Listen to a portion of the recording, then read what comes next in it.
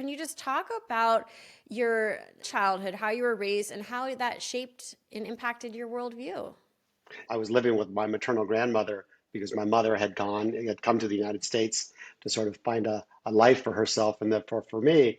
But, in the Mexican heritage, the concept of familia is such that you're never without a place to call home or feel like at home. We did travel around from friends and relatives over the course of my first 8 years.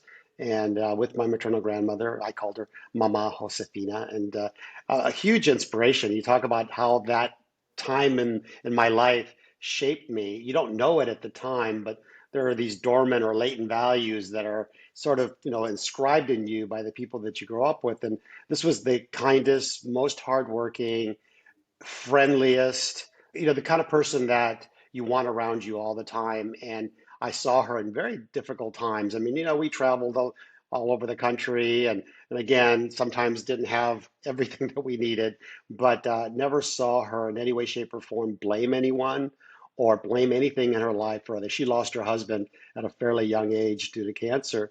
Interestingly, he was what's called a fireman at a locomotive shop for a railroad in Mexico.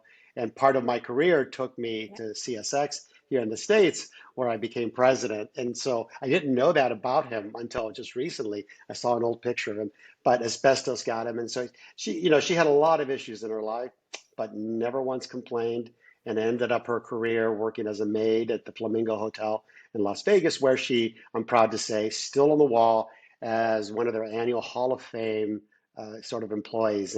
And so I always tell that story because where you come from and the values that are inscribed upon you do seem to carry through, and it's made my entire career at different times when I had a really difficult point in time, looking up to sort of see what she would say, and she's always been a great inspiration.